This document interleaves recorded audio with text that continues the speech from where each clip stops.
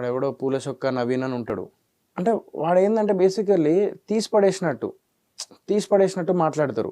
Firstly నాకు నచ్చింది ఏంటంటే వాడు వీడు అని సంబోధించారు భయ్య సోహెల్ గారు నన్ను. నేను చాలా రెస్పెక్ట్ఫుల్తో సంబోధిస్తాను అందరినీ. ఓకే, అది పక్కన పెడితే తెలంగాణ భాషని మొత్తం క్రింజి చేసేసిర్రు, అసలు తెలంగాణ భాష మొత్తం కూని చేసిర్రు భయ్య అని చెప్పేసి అన్నాడు. ఆడికి తెలియదు ఏంటంటే బేసికల్లీ తెలంగాణ లాంగ్వేజ్ ఊరు తెలంగాణ అని చెప్పి ప్రతి ఇంటర్వ్యూలో చెప్పిన నేను. There are 2 types of Telangana language, Hyderabadi Telangana and ఊరు తెలంగాణ. ఓకే, మన గోదావరిఖాన్ సైడ్ మాట్లాడతారు.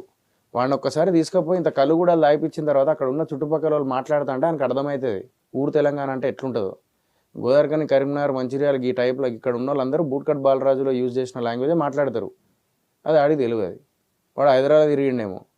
వాడు హైదరాబాద్ తిరిగేసరికి వాడికి ఏమనిపిస్తుంది అంటే వాడికి ఓకే ఇదే లాంగ్వేజ్ తెలంగాణ అని చెప్పేసి అనుకుంటాడు. తెలంగాణలో 2 రకాలు ఉన్నాయి.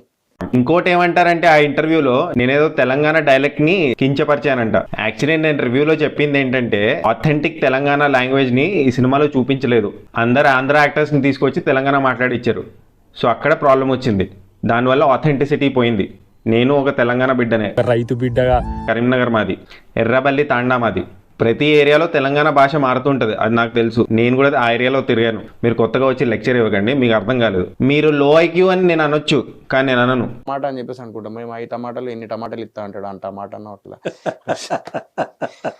వాడు చలో రివ్యూస్ ఇవ్వడానికి ప్రొఫెషనల్ రివ్యూవర్స్ ఉన్నారు కదా. ఓకే, ఇప్పుడు రివ్యూస్ ప్రొఫెషనల్ రివ్యూవర్స్ ఉన్నారు.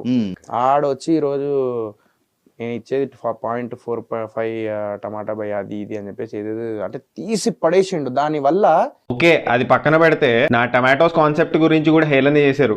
అక్కడ హట్ అయ్యా. నా ఫేస్ టమాటో ఫేస్ అంట. సారీ సోహెల్ బ్రో, నెక్స్ట్ జన్మలో Tom cruise are Mahesh Babu లాగా పుట్టడానికి ట్రై చేస్తా. ఈసారికి క్షమించేయి. నాకు అర్థం కాదు ఇంకెన్ని రోజులు ఫేస్ల గురించి కామెంట్ ఇంకా బాడీ షేమింగ్ చేస్తారు. చాలా రిగ్రెసివ్ గా ఉంది ఇది. సరే ఇది కూడా లైట్, నేను సింపతి గేమ్ ప్లే చేయొచ్చు మీలాగా, అండ్ విక్టిమ్ కార్డ్ కూడా ప్లే చేయొచ్చు మీలాగా, కానీ నేను చేయను. నా మిస్టర్ ప్రెగ్నెంట్ సినిమాకి 2 టమాటోస్ ఇచ్చావు, బూట్కట్ బాలరాజు సినిమాకి 0.45 టమాటోస్ ఎందుకు ఇచ్చావు అని అడుగుతున్నారు. నాకు అర్థం కాదు సింపుల్ లాజిక్. ఇంత సెన్స్లెస్ గా ఎందుకు అడుగుతున్నారు భయ్యా? అంటే అన్ని సినిమాలకు ఒకటే రేటింగ్ ఇవ్వాలా ఏంది?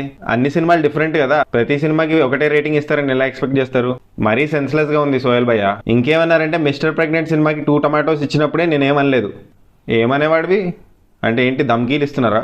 ఇంకో ఇంటర్వ్యూలో ఇలా చెప్పారు భయ్య, greatandracom వాడే 1.5 రేటింగ్ ఇచ్చాడు, ఈ టమాటో కూడా ఆయన కంటే ఎక్కువ 0.45 ఇచ్చాడు. అవును, నేను గ్రేట్ ఆంధ్ర కంటే తోపే, ఎందుకంటే నేను 6 years ఫిల్మ్ ఇండస్ట్రీలో పనిచేశాను, డైరెక్షన్ డిపార్ట్మెంట్లో పనిచేశాను, అసోసియేట్ డైరెక్టర్ లాగా. ఎడిటింగ్ కూడా తెలుసు నాకు, ఫిల్మ్ ఎడిటింగ్ చేశాను, విఎఫ్ఎక్స్ వాళ్ళతో కోఆర్డినేట్ కూడా చేశాను, డబ్బింగ్ సెషన్స్ ఆర్గనైజ్ కూడా చేసేవాడిని, డైలాగ్స్ కూడా చెప్పించేవాడిని యాక్టర్స్తో, feature film making work flow అంతా తెలుసు నాకు. సో నేనే ఎక్కువ క్వాలిఫైడ్ రివ్యూ చేయడానికి. సో ఎదవ కంపారిజన్స్ చేయకండి గ్రేట్ ఆంధ్ర గ్రేట్ తెలంగాణ అని. So finally most pathetic point ఏంటంటే ఆ ఇంటర్వ్యూస్ లో ధమ్కీలు ఇచ్చాడు భయ్య. నేను సినిమాలలో లేకపోతే వేరేలా ఉండేది అని అన్నారు సోహెల్ గారు. అంటే ఏం చేస్తారు, వైలెన్స్ లోకి దిగుతారా? ఒకళ్ళు ఒక ఒపీనియన్ చెప్తే వాళ్ళ ఫండమెంటల్ రైట్ ని యూటిలైజ్ చేస్తే ధమ్కీలు ఇస్తారా, థ్రెటన్ చేస్తారా సోహెల్ గారు? తప్పిది. కథ వేరే ఉండేది భయ్యా. ఈ విషయాలని సోహెల్ భయ్యాకే చెప్పాను భయ్యా, ఎందుకంటే ఆయన పక్కనే కూర్చున్నాను నేను సినిమా థియేటర్ లో.